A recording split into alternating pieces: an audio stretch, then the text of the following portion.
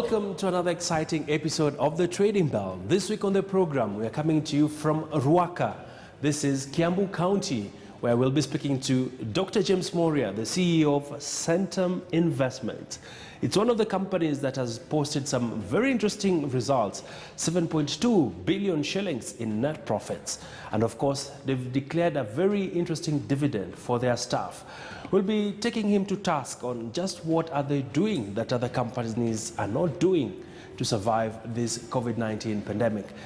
Well, let's take a look at his profile as we get into the interview.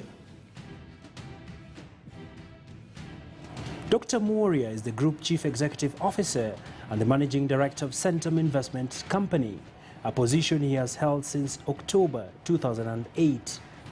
Dr. Moria serves on several boards, including those of Cedian Bank Limited and Almasi Beverages Limited, where he served as Chairman, Nairobi Bottlers Limited, Isuzu East Africa Limited, and Lewa Wildlife Conservancy.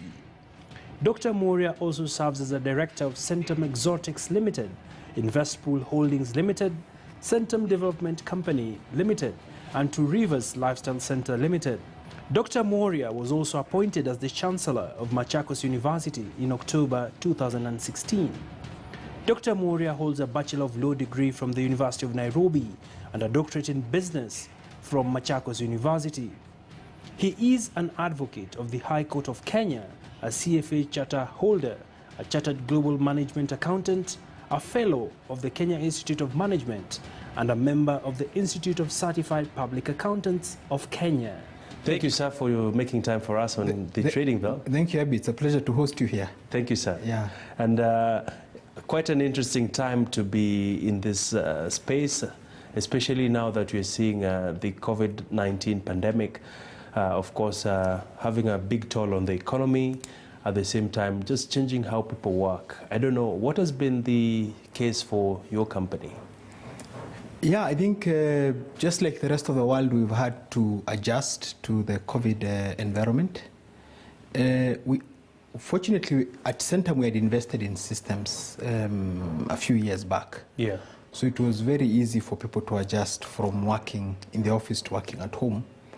And in fact, when we did a survey amongst the staff, more than 70% thought they were more productive because the tracking mechanisms were probably enforced with a lot more discipline. People meeting in the morning, in the evening, sort of to see where they were.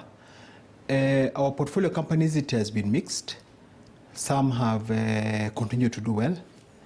Some have been affected, largely because their client base is not operating. An example is Longhorn, where schools are closed, and they're not just closed in Kenya. That's true. COVID has unfortunately affected the whole world. So although we have diversified the market to the rest of Africa, so for, they've been affected. They've tried to switch to digital, digital platforms. So there's been an impact on the business, and there's also been an impact in how we do business. It varies. It varies business by business. Yeah. And speaking about how you've taken precautions as a company, matters to do with, for instance, having systems in place. Has this reduced the head count at the office? From my basic count when I walked in, it's not the usual office you'd get. Yeah, of course, a lot more people are working from home. So not as many are coming to the office. So typically you come to the office if you have need for a face-to-face meeting, or if you are moderating a meeting. When we have board meetings, you're the one running the presentations, you come to the office. But with the investments we have in systems and technology, you can access the information from anywhere. So there's no real particular requirement that our staff come and work from the office. Okay. Yeah. And Moria, you and I agree that this pandemic has literally changed how we perceive technology as companies and how employees can be empowered to work from home. What will change post-COVID from your end of things? It's too early to predict because also when there's a sense of the team kinship when people are working together, which is not the same when people are working from home. So how much you can sustain productivity in the long term I think it's still debatable. I think, however, I think that we've gone into online meetings which have turned out to be very effective. So probably travel will reduce. You'll see greater use of online platforms. We conducted our investor briefing on a webinar platform, and it worked very well. You see, before, it would have been very difficult to persuade people to come on the webinar to have the investor briefing there. We are going to have our annual general meeting this year on a webinar platform. So it is possible some of those things will persist. Oh, yeah. Because also the costs involved in hosting an annual general meeting, hosting 2,000 people, then you have a lot of cost savings through technology. So we've been forced to adapt, and I think some of those habits may persist even post-COVID, just because they make sense from a business perspective. Okay. Yeah. All right. Indeed, only time will tell how this whole issue will develop in the coming days. Let's talk about the numbers. Yeah. Quite an impressive return when we look at your numbers. You posted a 79% jump in your after-tax profits, hitting 7.4 billion shillings. And of course, all this coming in the wake of an economy that is, quote unquote, still struggling with the effects of COVID. Yeah, we had a good performance. I think under the circumstances, it was good performance. Growth in profitability, driven by growth in investment income. We've done a lot of work around cost rationalization. And that growth was despite us reviewing our portfolio. We took a number of impairment charges on a range of assets, largely because we want to be conservative. So had we not done that, the growth would have been a lot higher. I think the other exciting thing is that we've done a lot of work in terms of balance sheet consolidation, paying down the debt, which was one of our critical strategic objectives. We also built up the liquidity base of the company, which was another of our strategic objectives. And we announced 800 million shillings in dividends. I think for somebody looking at Centum, I think the thing to realize that we tend to be our performance is, what we are achieving today is because of work that has been done on the last, say, 2 to 3 years. So you may have COVID now, but it may not necessarily have a large impact on our performance. So we came up with the strategy 4.0, which we launched last year, April. Yes. And when we met last, I think I shared with you, last year actually, I shared with you what we were planning to do. And so because you have a nice runway and you have a plan that you can work towards, then your performance can be a bit more predictable. I think the COVID-19 sort of economic shock sort of amplifies the importance of what we're doing around balance sheet consolidation. Yes. When we announced that we intend to pay our debt down and build up liquidity, a couple of investors were a bit skeptical. They thought we were losing out on the upside. Why would you be paying your debts? Why not just keep the debts and invest in the market? But we had taken a view, and I think I spoke to you and I've spoken to a number of investors earlier, that from where the business had come from, when I took over the CEO in 2009, it was a very small business. Yeah.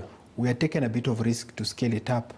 We had reached a level where we were dialing down risk, sort of having less risk, having a balance sheet that was less leveraged, that was less reliant on capital gains from a day-to-day basis, and then a greater focus on cash flow generative sort of investments, as opposed to ones where you are looking on banking on huge capital gains, largely because of where we saw the economy going, and also largely because we wanted to maintain our dividend and even grow it. Now, COVID shows that it's critical for the survival of business to try and build resilience in your balance sheet. So had we not taken some of these steps, which we started taking way back from 2017, sure. Today Centum would have been a lot more exposed with COVID than it is today. All right. Yeah. And you bring up a very important perspective around insulating your books from, of course, further adverse effects in case of an economic meltdown. I did see through your numbers, when you look at the revenues, talk to us about how the business picked up in terms of the revenues, and you have a very interesting dividend payout. We've seen some companies postponing the payment of the dividends. Will you be reconsidering at some point? No, on the dividend, no, because one of the things we've done is that we have set ourselves a policy to pay. So there were a couple of changes we made. Yeah. One, on the cost side of the business, before we used to work on a cost to asset ratio. Yes. We shifted to a cost to cash flow ratio. So we've been able to reduce our expenses to about 30% of our cash inflows. Then we also wanted, and the dividend policy also pegged on recurrent cash flows. So it's the higher of 30% of the previous year's dividend. So with our recurrent cash flow, we're able to sustain our expense base and our dividend base without having to resort to capital gains.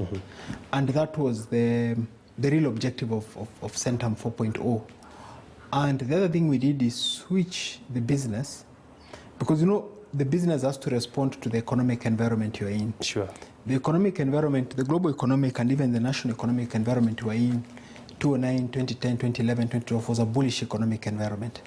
So we then took advantage of that to pursue capital gain-oriented investment strategy. And that saw our balance sheet expand from what it was then less than 6 billion shillings to almost a tenfold growth. However, the economic conditions have changed. Yeah. And so you have to pivot, because those opportunities for those capital gains are not there. Yeah. And so we pivoted now more towards cash flow generation. So if I look at our marketable securities portfolio, for example, yeah. Where we've placed quite a bit of the assets we exited, 90% of it is in fixed income securities. So as opposed to equities, 10% is in equities. Yeah. Previously, it was 90% in equities, 10% in fixed income, because you're pursuing capital gain. So fixed income don't give you as high a capital gain as equities, yeah. but they'll also not give you a capital loss, and you'll get a recurrent income. So with or without COVID, you're still expecting, you're still sort of making that kind of cash flow. On the real estate side, I think we've come through a very lengthy learning curve, quick learning curve. Yeah. And so we pivoted towards a client sales-led model, understanding what the customer wants, developing, putting the product in the market, selling it to them, and then building. So if you look at what we are currently developing, about 1,400 units, 1,000 are sold, so about 70%. Yes. And actually what is not sold... This is Vipingo? This is across the entire portfolio. Okay. Projects like Vipingo, they have sold 90% of everything they're developing. So the reason it's 70% is because of the newer projects we launched. So we are pursuing a client-led model as opposed to a development-led model where you develop and then go and sell. And even during this COVID situation, we've not seen a single client drop off, and in fact, they're still selling. So what might happen with COVID, if it persists, you may see a slowdown in the pace of sales.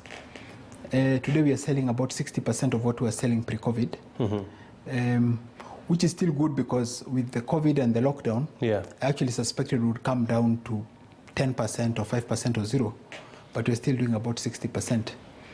But also because our model is not one where you look at high margins. It's a model where you look at volumes. So you're a price leader. So whatever product we come with in the market is very competitive. And so it makes sense to the buyers. You need to give the buyer the sense that they got a good deal. Yeah. But it makes sense for us because you're not selling 1 or 2 units. You're selling them in the hundreds. In bulk. Yeah, in bulk. The private equity portfolio, I think there the performance has been mixed as far as the existing portfolio is concerned. Some of our businesses have been affected because of the measures that have been taken to contain COVID. Schools have been closed. That has affected companies like Longhorn. International travel has been affected. That has affected companies like NAS. But I think the positive thing is that these companies are market leaders. So my expectation is that when the market, when the economy reopens, yes, and I think it's going to reopen because you've seen it reopening in other parts of the world that got into COVID before us. Sure. Because Africa was one of the last countries to get into to be affected by COVID. Correct. So it's also understandable that we'll probably be one of the last parts of the world, to come out. Yeah, when we come out and travel resumes, schools reopen, because those are also the first industries to reopen. Sure. Schools are the first to reopen. Travel is also going to come back. I think you'll see those businesses picking up. I think for me what is exciting is that we made some critical exit decisions pre-COVID, moved to cash, and so we'll be looking at making new investments in the private equity space during the economic recovery phase. When you look at the returns on the private equity portfolio, the timing of the entry is critical, especially your entry pricing. So we are now seeing multiples having come down because of the equity risk premium has gone up, and also you're seeing earnings have come down. So entry valuations are going to come down. And that is critical, because then you can ride the wave. If you come in too expensively, research shows that about 60 to 70% of your return is determined by your entry price. So I think we'll be coming into the market at a time when valuations have corrected, and also there's probably less liquidity chasing these opportunities. So we're going to be a selective buyer, active buyer. We are talking to a number of companies, but these things take time, and you have to be very careful what you invest, because if you make a wrong decision, you live with it for a long time.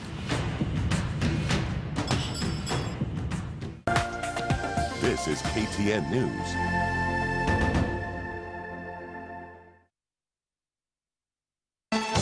Warumi mlango wa 15 mstari wa 13. Mungu wa tumaini awajaze ninyi furaha na amani katika kumwamini, ili kwa nguvu ya Roho Mtakatifu mpate kuwa na tumaini tele. Kupata sikiza tuni yako ya Mungu wa tumaini, bonyeza *811 *909#. This is KTN News.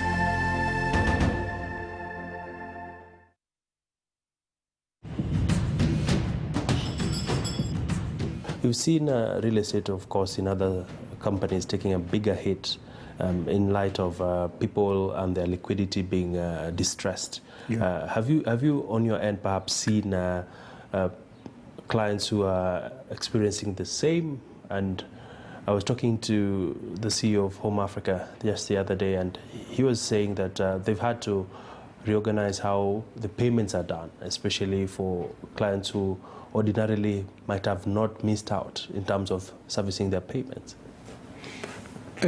What we've seen is, just as there's been a 40% reduction in new sales, our monthly collections have come down to 60% of what they were pre-COVID. So we take this to be temporary. Okay. In fact, in the month of June, this month, we've seen a pickup. So June 10th, compared to up to May 10th, we are ahead. So the worst was in May, April, May, largely also because of the panic. People did not know just how bad COVID was going to be, and how deep the lockdowns were going to be. So we've been fortunate. We've also not seen anybody withdrawing so far. And we're making new sales. I think because of the segment of the market that we're in, the impact has not been as huge. There are obviously asset classes that are affected. If, say, we were largely in a rental space, that is affected because people don't have recurrent cash flows. So, real estate is a big asset class. Sort of somebody talking about media. The impact of COVID on the media space is different between people in print, digital. So real estate is very broad. If, say, you're in hospitality, the impact is different. So in our segment of the market, especially what we are focusing on, there's been an impact, but it's been less significant than other sectors. Okay. And in your assessment, how impacted has the education front for you been, especially with the closure of the schools? But there's some hope that schools will reopen in September. We have an investment in the education sector, service. The impact has been that obviously students cannot come to school. So we've had to shift to online learning, and the participation there has been 100%. For us, it was easier because service is in 20 other countries. And in some of the countries, in the US and in Europe, which went into lockdown earlier and schools had closed earlier, yes, they had already gone into the online learning mode earlier. So when Kenya happened, because they have an international platform, it was easy for them to sort of plug and play and carry on. So that has been the impact. It's been more in terms of the mode of delivering the curriculum. In terms of loss of students, we've not had loss of students. Actually, we've had new students, also largely because what we did when we came in, the market we picked up was offering an international school education at a significantly lower price. So I think as parents drop off from the more expensive schools, they then come into a school like Service, which is offering comparable, if not better standards, but at a lower price. So you sort of have a more resilient business model. All right. Yeah. So there's, as much as there's a slowdown, there's, of course, if you look at the forecast, things will eventually pick up. That's what I'm getting. Yeah, things will, and Abi, what I always tell my team, focus on your circle of influence. COVID is happening, that is a concern. Let's keep it in the world, in the domain of concerns. Let's focus on what it is that we can do to take advantage of this opportunity, because they're definitely going to be winners, there are going to be losers, there are companies that are going to emerge where they were, so that post-COVID, you emerge in a better position in the marketplace than you are when you went in. Yeah. All right.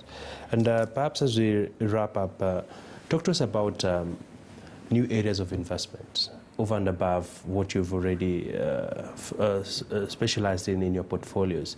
What do you see, say, post-COVID? There's been a lot of demand for ICT. There's been the medical sector. We've clearly been exposed as a country, as a continent. Are you looking perhaps at any investments along those lines? Yeah, we're looking at a range of sectors. We're looking at some interesting opportunities in distribution, in healthcare, even in agriculture. But these are businesses that have are strong franchises with their customers. Because what makes a business strong is the quality of the relationship with the market base and your market share, and then the margins you have, and the ability to convert those sales into cash. Because if you have a very long working capital cycle, cash is king in the business. So sometimes you find very strong businesses, but very thin margins.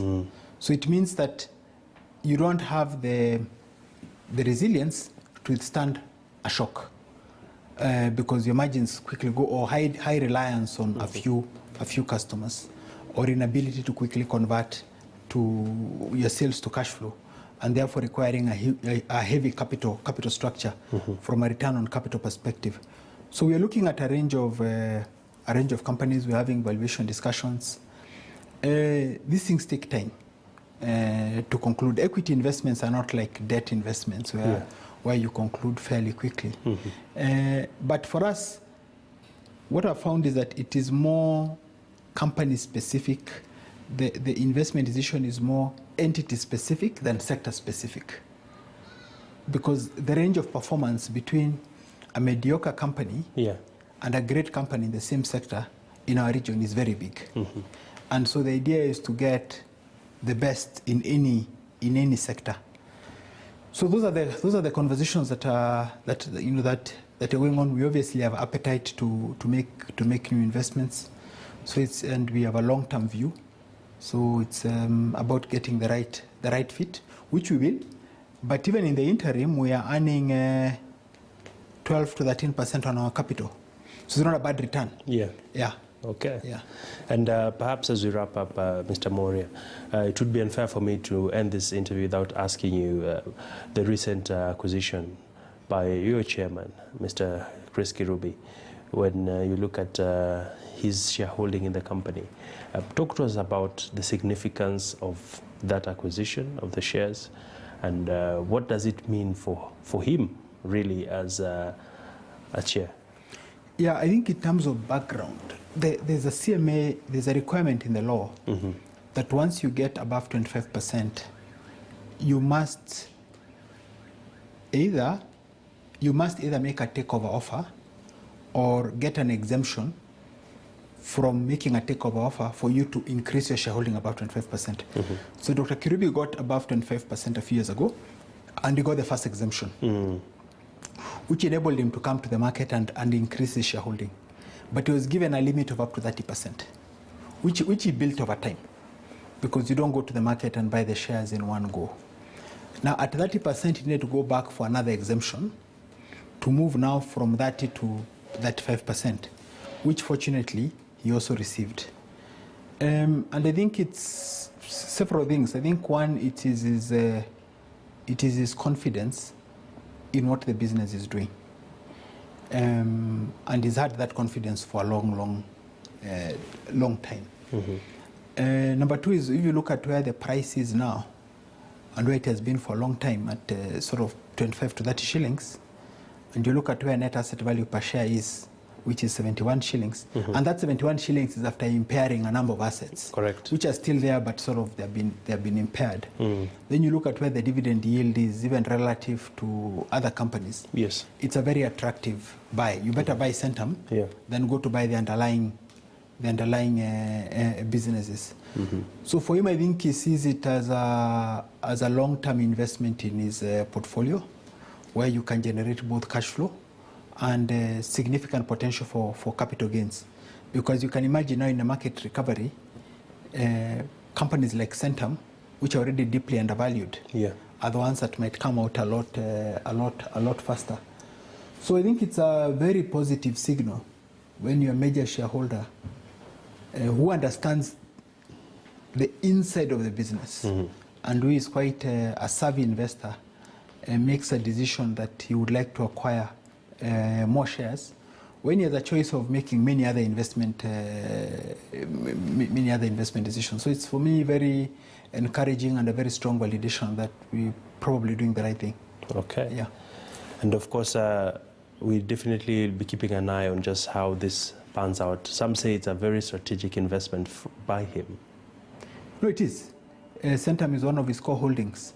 And even if I had the resources, I would buy more shares. I've put in a lot of my own money into buying Centum shares. I think they represent very significant value. Yeah. All right. Yeah. And I hope he's keeping well, is responding well to treatment. No, he's keeping very well. He's actually doing very well. He's been a very active participant in the board committee meetings and the board meetings. He's not missed a meeting. He logs in. He's active also on email. So he's a very active board member. All right. Yeah. Thank you, sir. Yeah, fantastic. Okay. Thank you.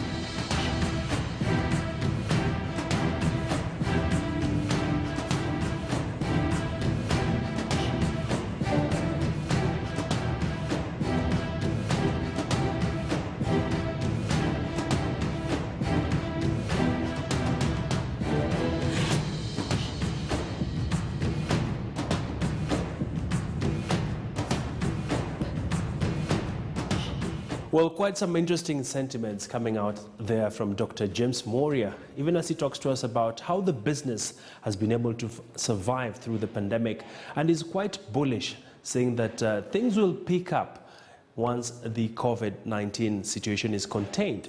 And that's why we want to bring it to a close on this week's episode of The Trading Bell. Remember, you can engage with us on our social media platforms appearing at the bottom end of the screen, and definitely always remember to keep the key guidelines in place. Always sanitize, social distance, wash your hands. From me and the entire team, it is bye-bye. See you next time.